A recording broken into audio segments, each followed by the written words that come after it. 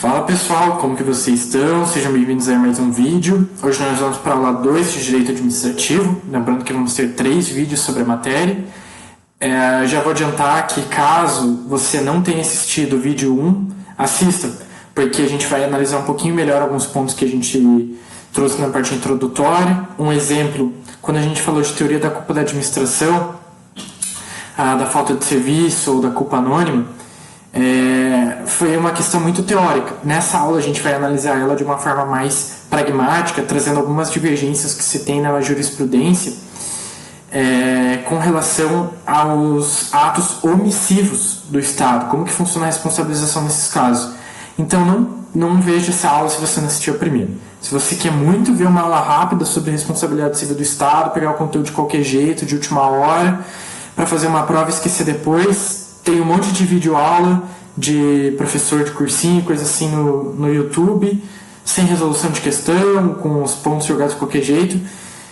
Então assistam essas aulas se vocês querem coisa rápida. Eu tento montar os slides da forma que eu gostaria de ter aprendido mesmo a matéria, entender a matéria, não decorar ela, nem estudar ela só para fazer uma prova. Bom, primeiro ponto que eu trouxe nesse vídeo 2. Como que funciona a questão dos fatos imprevisíveis? A administração vai ser responsável por caso fortuito ou força maior ou não? Não vou entrar nem no mérito da diferença que se tem na doutrina sobre força maior e caso fortuito. Vamos considerar que são fatos imprevisíveis e inevitáveis, que não tinha como saber, não tem o que fazer quando ele está acontecendo. Como que funciona? Assim, em regra, a responsabilidade objetiva, em regra não, a responsabilidade objetiva admite exceções. Nem sempre um ato vai ser de responsabilidade do Estado, da administração pública. Até porque a gente não está inserido na teoria do risco integral. Ela se aplica para alguns casos, mas nós estamos essencialmente inseridos na teoria da responsabilidade objetiva, que em razão ali do fundamento de ordem jurídica, ordem social, e dos fundamentos da teoria do risco administrativo, ela vai sim ter essa questão da responsabilidade objetiva que prescinde da análise de culpa, mas admite exceções, como, por exemplo, um ato de culpa exclusiva do lesado, do particular, aquele exemplo da pessoa que se taca na frente de uma viatura. Tá? Então, assim, fato imprevisível, já vejam com um pezinho atrás que a administração não vai ficar responsável. Porém, caso existam concausas, que são causas pré-existentes, concomitantes ou até supervenientes em relação a um fato, e que, somadas a este fato, gerem um dano, aí a gente vai ter a responsabilidade da administração. Um exemplo que eu coloquei aqui, que até foi julgado no Tribunal de Justiça de São Paulo, você teve uma enchente no município e acabou destruindo algumas casas. Depois se averigou que essa enchente realmente somente aconteceu pela falta de manutenção e supervisão de alguns bueiros. Não estavam absorvendo água direito, coisa assim. Então, a princípio, a enchente, que seria um caso fortuito, de força maior, isentaria a administração de qualquer responsabilidade por danos aos particulares. Mas a partir do momento que se averigou que a administração teve sim uma certa influência com relação a esse fato, então ela vai responder em conjunto. Lógico que daí nesses casos tem aquela questão do abatimento da indenização que eu comentei no vídeo 1. Lembrem do exemplo dos particulares que atravessam o sinal vermelho, até que a gente teria uma responsabilidade única da administração pública, mas depois se averigou que eles estavam em velocidade excessiva. Daí você tem uma compensação de culpas, um abatimento na indenização. Então é bem nesse sentido. Se forem resultantes as causas, os fatos imprevisíveis, em conjunto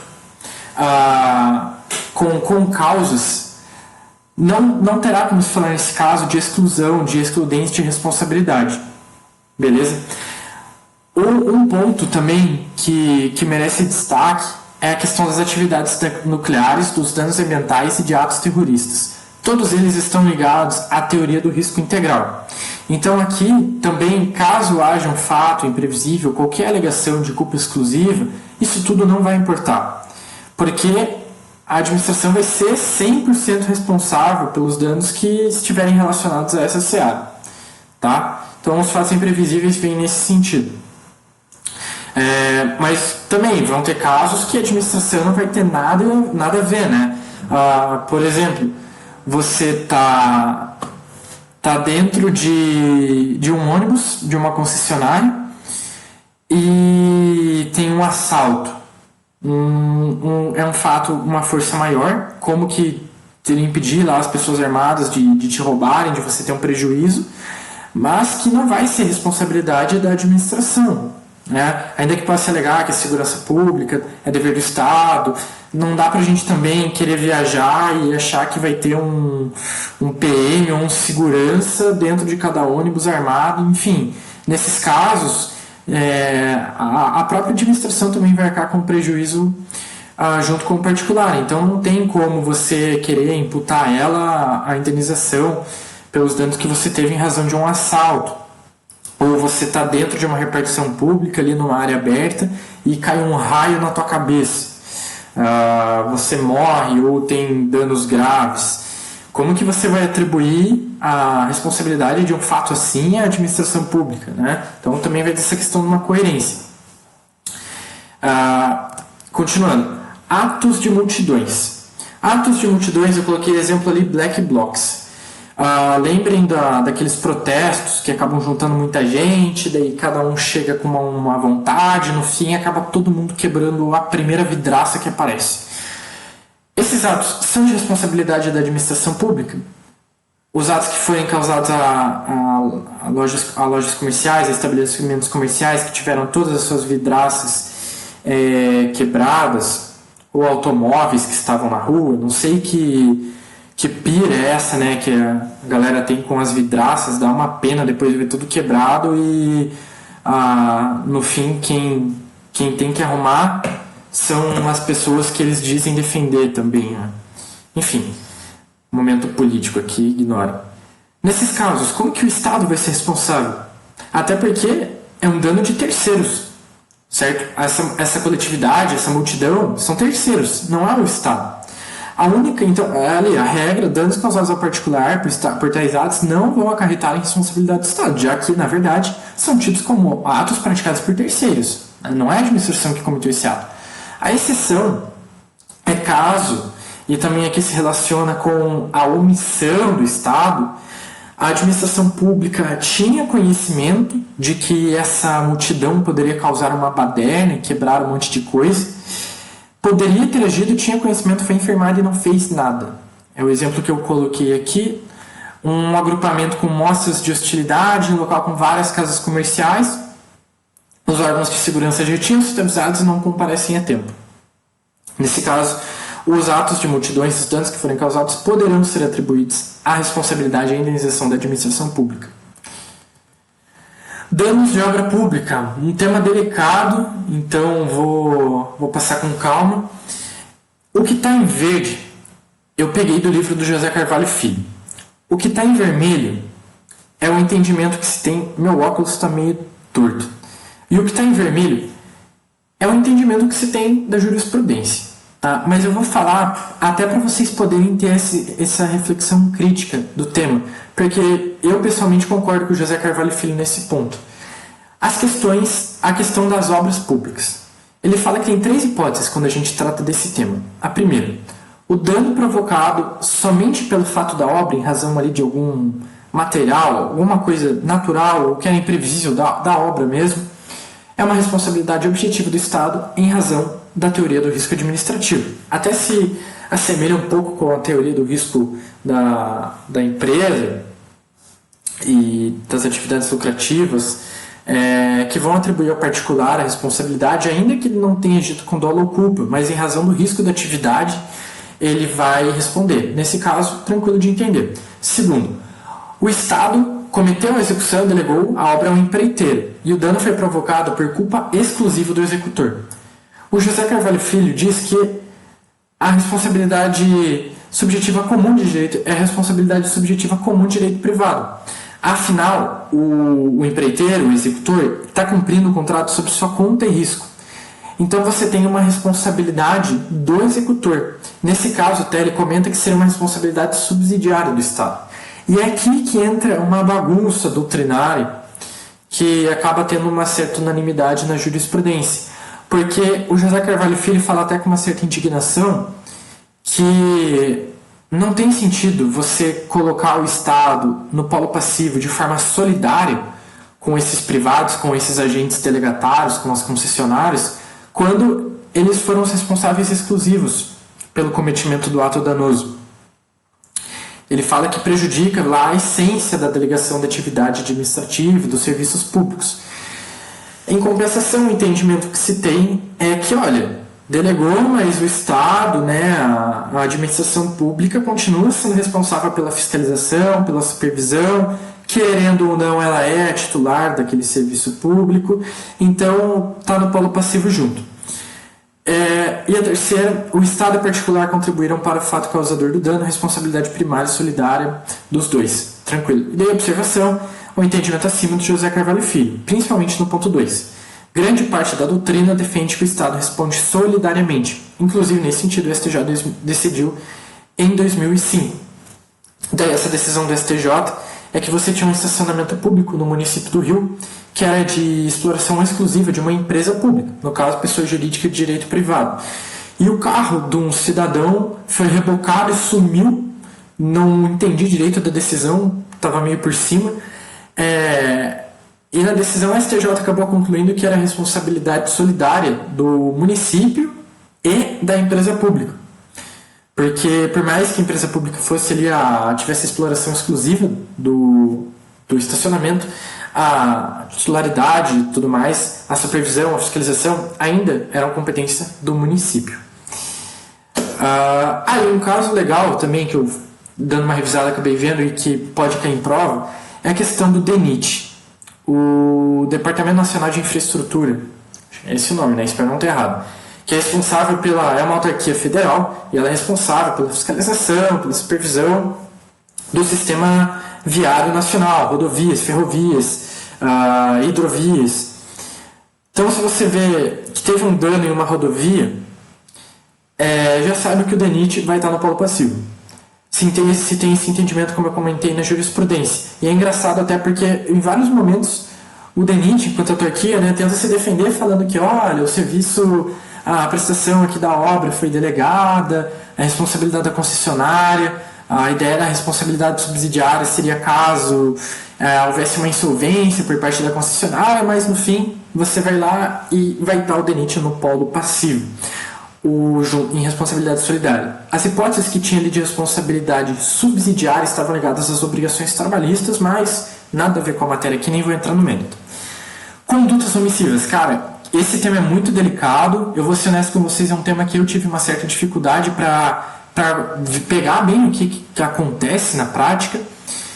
Então, vamos por partes. Colocar o que eu dispus aqui, depois eu vou explicar. E diminuir também, que ficou gigante essa tela. É preciso distinguir se a omissão constitui ou não fato gerador da responsabilidade civil do Estado.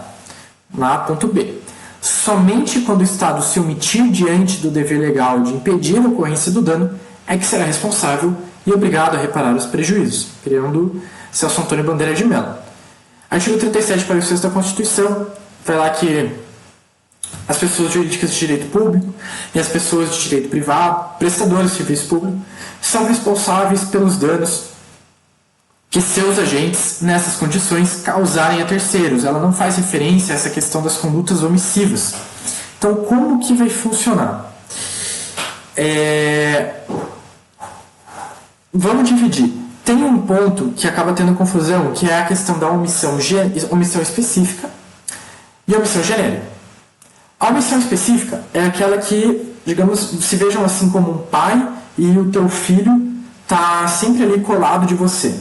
Essa é a administração pública na responsabilidade pela omissão específica. Que exemplo nada a ver, dá outro aí. É o caso da morte de um detento em um presídio. que estaria sob a responsabilidade de uma instituição pública.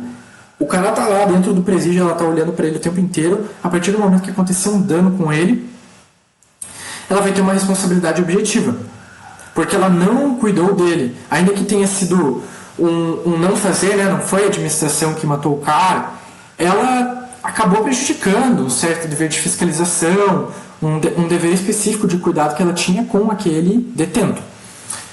E a omissão genérica é quando você é a administração, mas a tua responsabilidade, os teus filhos estão espalhados, você deixou eles em aberto, assim, não está diretamente visualizando o que está acontecendo com eles. Essa é a omissão genérica.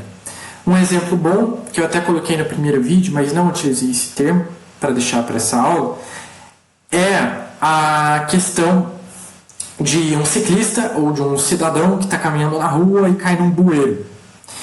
Você não tem essa visualização direta, esse nexo direto entre uma ação do Estado e o dano que você sofreu.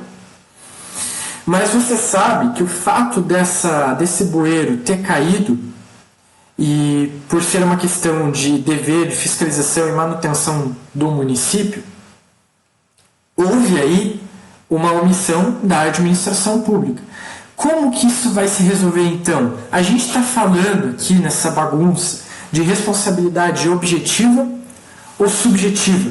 E realmente é possível então a responsabilização por condutas omissivas, por condutas que não foram feitas pela administração pública? Nesses casos das condutas omissivas específicas, em que você tinha um fazer muito determinado, uma obrigação muito clara, um indivíduo, enfim, algo que era visível ali, que estava perto de você, a gente vai tratar da responsabilidade objetiva.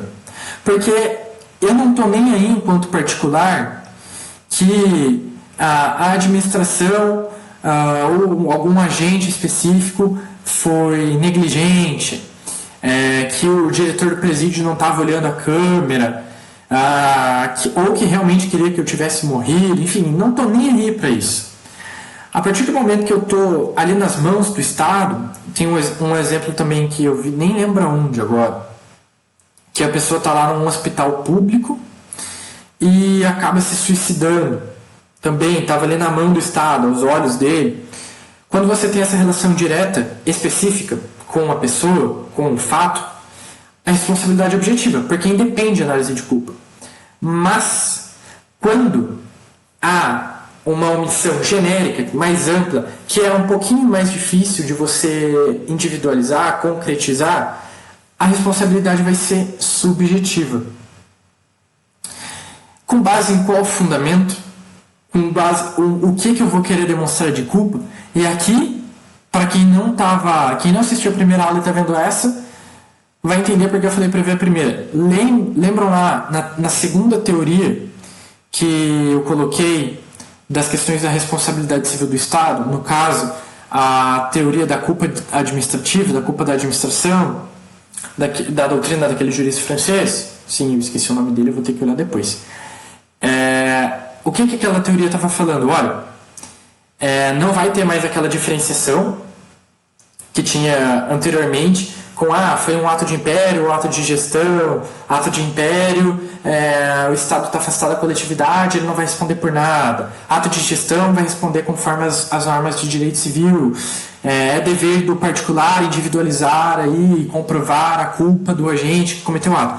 Parou com toda essa discussão e essa teoria da culpa da administração veio e falou assim, olha, você não precisa necessariamente ter essa dicotomia ou essa individualização do agente e a comprovação da culpa dele, mas é necessário que se comprove a falta de um serviço público. E é por isso que você entra na teoria da culpa administrativa, mostra que um serviço está em mau funcionamento, está agindo de forma retardada ou que não existe determinado serviço que deveria existir. E a partir do momento que você comprova uma dessas três coisas, você está automaticamente comprovando a existência de culpa por parte da administração. Então, quando a gente fala em omissão genérica por parte da administração pública, a gente automaticamente fala em culpa anônima culpa por falta de serviço, por serviço mal feito, retardado, que tá ligado a essa questão do cara que caiu dentro de um bueiro. É um serviço em mau funcionamento, ou uma manutenção que foi retardada, enfim. Eu evidenciei que caí, evidenciei que isso é responsabilidade da administração pública, fica comprovada a sua culpa. Beleza. Então, existe sim a possibilidade da responsabilização da administração por condutas omissivas, por não fazeres, no caso, quando ela deveria ter feito. E aí, esse deveria ter feito pode ser uma questão específica, que vai ser de responsabilidade objetiva, ou esse dever fazer algo que não foi feito pode ser uma omissão genérica. E aí vai entrar a questão da responsabilidade subjetiva, ligada à teoria da culpa administrativa, que se relaciona com a culpa anônima ou a falta de serviço. Fechou? Uns exemplos aqui para contextualizar também, para trazer alguma coisa mais prática. Essa decisão do STF, um município acabou não obstando a instalação de uma loja de fogos de artifício em uma zona residencial, e o que todo mundo sabia que aconteceu, ela explodiu e acabou espalhando fogo por várias casas. Daí se imputou ao município, nesse caso, o dever de indenizar todas essas casas e essas pessoas que foram prejudicadas, porque ele não fez, não obstou a instalação dessa loja de fogos de artifício, que provavelmente não estava condizendo com os critérios legais de segurança e tudo mais para aquela área específica. E o segundo, você tem um caso de uma professora, uma escola pública, no caso, que estava sofrendo ameaças, ela comunica a coordenação. Como a gente está falando de escola pública, são servidores públicos concursados, e não foi feito nada, o Estado não fez nada, não utilizou das suas prerrogativas, do seu poder de polícia para proteger essa professora ou para agir de alguma forma que pudesse resguardar a sua segurança, e ela acabou sofrendo lesões corporais, e nesse caso o Estado teve que indenizar a professora, porque ele não prestou um dever de segurança quando era evidente que ia dar problema. Também se relaciona com o exemplo que foi dado dos black blocs, quando a administração pública tem conhecimento de um ato de multidão que tem indícios que vai dar confusão e causar violência, e não faz nada. E daí uma questão para concluir esse ponto das condutas omissivas. O José Carvalho Filho traz esse conceito que eu achei muito legal, e que ele nos dá uma barreira para não querer sair também imputando tudo à conduta omissiva. Ele diz assim: não há dúvidas de que o Estado é omissivo no cumprimento de vários dos seus deveres genéricos. A carência de setores de educação, saúde, segurança, habitação, emprego, enfim, vários outros, mas o atendimento dessas demandas reclama a implementação de políticas públicas, para as quais o Estado nem sempre conta com recursos financeiros suficientes. Ou às vezes conta, mas pela incompetência dos nossos agentes políticos, esse dinheiro vai aí para corrupção ou é gasto com coisas extremamente irrelevantes. E é bem nesse sentido. Vai ter muita coisa que você vai falar: o Estado não fez isso, está me causando um monte de problema, um monte de gente ali sem uma prestação de um serviço público adequado. Eu vou entrar com uma ação e vou responsabilizar o Estado. Não é bem assim também. É muito diferente a gente ter um sistema de saúde deficitário por falta de recurso público e não ter a manutenção ali de um bueiro e uma pessoa cair dentro dele. Ou também daquela ciclovia Tim Maia, se não me engano, do Rio, que vive caindo, e mais umas outras. Isso é diferente, São questões que você consegue comprovar o mau funcionamento, um não fazer da administração, numa omissão genérica, mas que também está dentro de critérios de razoabilidade e também relacionado ao próprio orçamento que o Estado dispõe. Então tem que dar uma analisada caso a caso, a competência do ente, o que aconteceu, o dano, para não sair também viajando. Responsabilidade primária e subsidiária. Aqui já vai ser meio rapidinho, porque eu comentei naquela questão das obras públicas, ou meio que a questão que a doutrina e a jurisprudência entendem. Responsabilidade primária é aquela atribuída diretamente à pessoa, ao ente, seja da administração pública direta, indireta, ou até a pessoas privadas que receberam a delegação para exercer um serviço público. é a responsabilidade direta na lata que elas vão receber por um ato que um agente delas acabou cometendo. Por exemplo, um agente do município comete um ato danoso, é o município que vai responder diretamente, podendo, depois, em caso de uma indenização, entrar com direito de regresso contra esse agente. A gente vai ver isso melhor no próximo vídeo. E a responsabilidade subsidiária. O conceito que se tem, responsabilidade subsidiária, é que assim, o responsável primário não tem condição de reparar o dano e aí vai passar para a pessoa que está atrás dele, a pessoa hierarquicamente superior, que delegou o serviço para ele. Mas isso também está meio no plano doutrinário, porque o STJ e a doutrina majoritária defendem que o Estado responda solidariamente pelos danos causados por pessoa privada a qual compete prestar determinado serviço público. E aquela questão que eu comentei que José Carvalho Filho não concorda com isso. Atos legislativos. Será que é possível a responsabilização por um ato legislativo? A regra. Ato legislativo foi emanado, é um ato público, foi emanado com formas de ditames legais por uma autoridade competente, isso que a gente presume. Uma presunção relativa, iuris tanto, de legitimidade, de legalidade dos atos da administração pública, sejam quais forem. Então, via de regra, ato legislativo, lei, não vai ensejar direito à indenização. Existem casos excepcionais, coloquei ali, que são danos lícitos indenizáveis, mas não é bem o que a gente está tratando, porque já é uma responsabilidade que o Estado sabe que vai ter quando está editando aquele ato.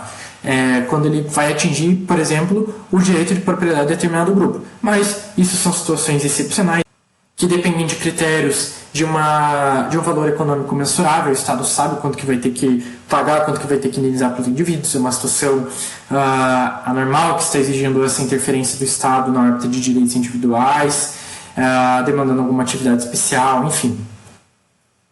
Mas a regra, ato legislativo não vai ensejar responsabilização pela presunção de legitimidade que eles têm e tudo mais. Porém, contudo, todavia, caso o ato legislativo seja inconstitucional, é conhecimento unânime que ele poderá sim ensejar a indenização por parte da administração pública. E daí tem uma divisão boba, entre aspas, que são os danos que esse ato legislativo causa, podem ser os danos diretos e indiretos. Os danos diretos são aqueles que são causados diretamente por essa lei inconstitucional, que foi editada ou por órgão agente competente, ou tem um vício de formalidade. No caso, o agente competente seria um vício de formalidade, um vício de matéria, enfim. E o vício e a inconstitucionalidade, os danos indiretos, que são aqueles atos que derivaram desse ato inconstitucional e acabaram prejudicando particulares. Eu coloquei essas duas decisões aqui, que falam que o Estado pode sim responder civilmente por danos causados por atos legislativos inconstitucionais. Leis de efeitos concretos. Cara, eu vou ser bem honesto também, quando eu li a lei de efeitos concretos, eu ficava, mano, que é isso? E a galera também não dava exemplo, ficava difícil de entender. Lei de efeito concreto é assim, você vai olhar uma lei que foi publicada e vai falar, bom, uma lei, tem um caráter aqui, tem um caráter formal, foi editada pela administração pública, aparentemente é uma lei que vai regular aí a coletividade. Mas os efeitos dessa lei não são tão coletivos, abstratos, quanto você está pensando. Eles vão ter uma função muito mais pragmática, muito mais de efeito imediato. Por exemplo, uma lei abstrata, digamos assim, seria o Código de Processo Civil. O próprio Código Civil são leis impessoais, abstratas, que não vão, a partir da sua produção de efeitos, da sua publicação, da sua aprovação, sair gerando um monte de mudança no mundo fático. Mas as leis de efeitos concretos, elas têm essa aparência de formalidade, só que seus efeitos são muito mais diretos. Como, por exemplo, leis que aprovam planos de urbanização, que fixam limites territoriais, criam municípios, desmembram distritos, concedem isenções fiscais, proíbem atividades ou condutas individuais, decretos que desapropriem bem. Enfim, são leis que vocês vão olhar e quando menos perceberem já vão estar causando efeitos na tua frente. Ok? E nesses casos, caso elas prejudiquem algum direito líquido e certo, porque elas possuem esse caráter de individualização muito maior do que nas leis que não são de efeitos concretos, porque elas, claro, são normativos, né? Caracterizados pela abstratividade, pela impessoalidade. Então vocês podem eventualmente ingressar com mandado de segurança, caso isso prejudique um direito líquido e certo seu. E também entrar com uma ação de indenização contra o Estado, caso esses efeitos estejam prejudicando algum direito individual seu. Então, lei de efeito concreto também admite a responsabilização civil da administração pública. Omissão legislativa. O José Carvalho Filho entra numa discussão doutrinária muito legal, muito bonita, de que a gente não pode ser conveniente com o não fazer do Estado, com as omissões da administração pública, que isso abre mão para um descaso com o erário, com a coletividade. Show, é um ponto muito legal, só que não é o que se entende. Omissão legislativa não acarreta a responsabilidade civil do Estado. Quando você está se sentindo prejudicado ou evidencia que está faltando alguma regulação, quais instrumentos você pode manejar? O primeiro deles, a ação direta de inconstitucionalidade por omissão, que está ligado ali a uma necessidade de dar força para alguma norma constitucional.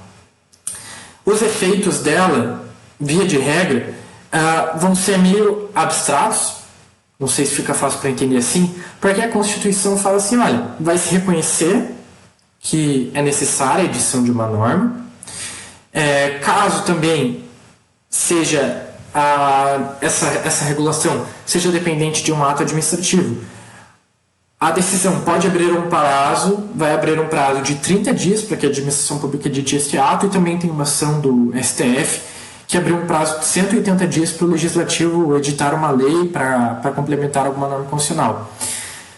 Mas em resumo é isso, não vai ter uma sanção, uma aplicação de indenização, juros diários pela não edição de determinada lei.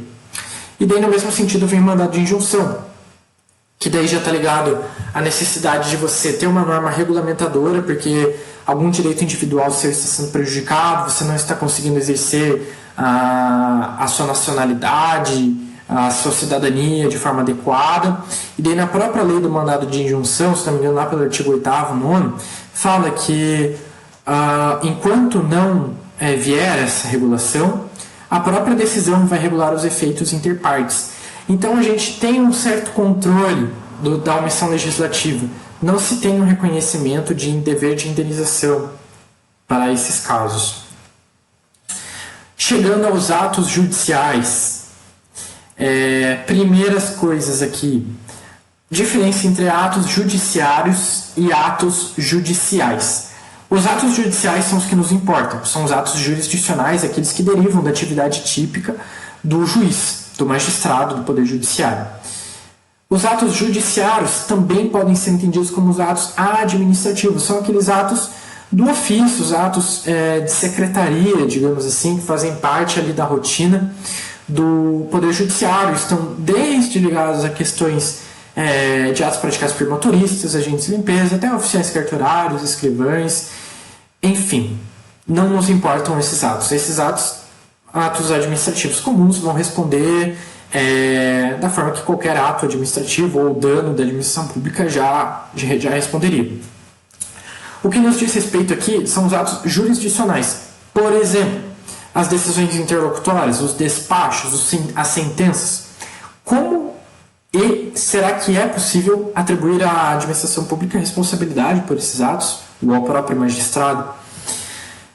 A primeira questão, assim, você tem que visualizar e falar, não tem como, porque esses atos não só têm essa proteção da soberania do Estado, esse poder que o Estado tem em dizer o direito, né, em realizar a jurisdição, como também você tem a recorribilidade dos atos jurisdicionais. Dessa forma, se você está insatisfeito com alguma sentença, com alguma decisão interlocutória, entra com recurso. Entendeu? Então já tem uma proteção. Por isso que, via de regra, atos jurisdicionais não vão ensejar a responsabilidade civil da administração pública. Porém, contudo, todavia, novamente, e se nós tivermos condutas dolosas e culposas por parte do magistrado? Digamos que o juiz praticou um ato jurisdicional com o intuito deliberado de prejudicar a parte ou um terceiro.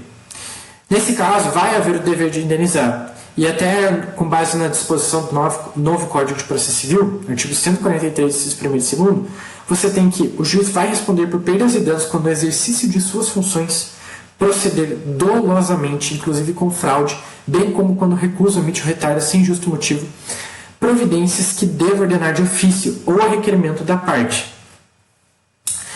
Então, assim, digamos que o magistrado dolosamente começa a retardar o processo ou a agir com desídia com relação a uma das partes, e isso fica evidenciado.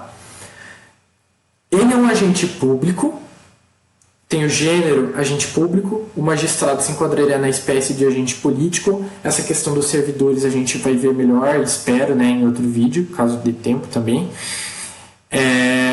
E cometeu um ato doloso visando prejudicar um particular. Enquanto agente público, ele também está sujeito às determinações lá do artigo 37, parágrafo 6º, que diz o seguinte: as pessoas jurídicas de direito público e as pessoas de direito privado responderão pelos danos que seus agentes, nessas condições, causarem a terceiros. Um juiz, não preciso dizer, né, está vinculado ao Estado. Quando eu digo Estado, eu digo da questão do Paraná, Rio Grande do Sul, um juiz estadual. Ele agiu com dolo, responsabilidade direta do Estado. Não há o que se falar. Ele é um agente público que está cometendo um ato doloso e prejudicando um terceiro, causando dano a ele. Ele visava o dano, então o Estado vai responder. Daí, no mesmo sentido, né, você pode ingressar contra a administração, contra o magistrado, de qualquer forma, no fim das contas, caso a administração acabe tendo um prejuízo em razão do ato do seu agente público, como qualquer outro agente público, ela vai poder entrar também com uma via de regresso contra esse magistrado. Ok? E as condutas culposas. Caso um juiz profira uma sentença de forma negligente, sem analisar as provas, ele também vai estar sujeito à responsabilização. E é isso que diz o artigo 5º, inciso 75 da Constituição Federal. Às vezes me dá um bug, velho, do L, número romano, mas é 50, desculpa. Inciso 75, artigo 5º da Constituição Federal. O Estado indenizará o condenado por erro judiciário, assim como que ficar preso além do tempo fixado na sentença. O que é o erro judiciário? Acaba ficando uma questão meio abstrata, mas é o fato de você ter condenado alguém que não deveria ter sido condenado. É o fato de você não ter averiguado uma prova que estava nos autos, ou de ter interpretado ela da forma errada, ter confundido, enfim, qualquer coisa absurda, que é o fato de uma pessoa estar presa sendo que ela não deveria, ou ficar por um tempo muito acima do que ela também deveria. Nesses casos, vai haver a responsabilidade sobre esse ato jurisdicional ou judicial. E daí o José Carvalho Filho explica também que tem essa diferença, né? Você tem os atos judiciais típicos, que seriam esses, sentença, despacho, decisão interlocutória, e você tem os atos funcionais, que são a atuação do juiz fora do processo, e deles cita como exemplos perder o processo, retardar, visar interferir de alguma forma na produção de provas para uma das partes. Mas isso também, de certa forma, está meio ligado com a conduta dolosa. Os atos funcionais, para que prejudiquem alguém, o juiz vai ter que agir com uma certa intenção de prejudicar. Então está ligado à conduta dolosa, que é passível de responsabilização. E é isso. Passou rápido a aula. Brincadeira, acho que demorou um pouco. Vou olhar o tempo depois. Não briguem comigo. Vamos lá. Ministério Público do Acre, 2014, banca do CESP. Acerca da responsabilidade civil do Estado, o sinal é correto. Alternativa A. Para que se configure a responsabilidade civil objetiva do Estado, o dano deve ser causado por agente público, não abrangendo a regra a categoria dos agentes políticos. Não, agentes políticos são uma espécie de agentes públicos, inclusive são a alta casta dos agentes públicos, e também estão passíveis de responsabilidade civil objetiva. no caso o Estado, porque se aplica lá o artigo 37, parágrafo 6, que o Estado vai responder, etc. Alternativa B. Embora seja cabível a responsabilidade do Estado por atos praticados pelo Poder Judiciário em relação a atos judiciais que não impliquem exercício da função jurisdicional, não é cabível a responsabilização estatal. Vamos ler de novo. Embora seja cabível a responsabilidade do Estado por atos praticados pelo Poder Judiciário, beleza? Em relação a atos judiciais que não impliquem exercício de função jurisdicional, não é cabível, não. Ele está falando que, com relação aos atos que estão ligados à atividade típica do judiciário, função jurisdicional, não é cabível a responsabilização estatal. E como a gente viu, tem até previsão constitucional, previsão no próprio Código de Processo Civil também. Até fazendo um apanhado aqui, se discute muito essa questão da responsabilidade no âmbito penal e civil, porque o erro judiciário no penal vai condenar um cara à prisão errado, vai deixar ele preso por mais tempo. O erro judiciário no civil pode causar aí uma questão de indenização e tudo mais. Então, se tem essa discussão, se esse dispositivo se aplica também para os erros no processo civil, porque você depende ali de uma questão mais aberta, a interpretação do Estado, do magistrado às leis, não é algo tão vinculado como no direito penal. Então, caso você tivesse essa perseguição em cima da área civil, alguns defendem que os magistrados poderiam se sentir inibidos, assim, com receio. Tá? Mas só para eu também ter conhecimento desse ponto. A alternativa C. Segundo a Constituição Federal, a responsabilidade civil do Estado abrange prejuízos causados pelas pessoas de direito público, beleza? Direito privado, que integra a administração pública indireta, beleza? Não abarcando atos danosos praticados pelas concessionárias de serviço público. Não. Até o artigo 37, parágrafo 6, fala que inclui também as pessoas de direito privado prestadoras de serviço público, no qual se enquadram as concessionárias. A alternativa D, segundo o entendimento do STJ, é imprescritível a pretensão de recebimento de indenização por dano moral decorrente de atos de tortura ou durante o regime militar de exceção. Isso aqui é bem jurisprudencial mesmo, é uma questão boa para concurso público, é uma decisão do STJ de 2014. E não tem muito a se discutir, realmente é imprescritível, era essa a alternativa correta. De acordo com a jurisprudência do STJ, é objetiva a responsabilidade civil do Estado nas hipóteses de omissão, devendo-se demonstrar a presença concomitante do dano e do nexo de causalidade entre o evento danoso e o comportamento ilícito do poder público.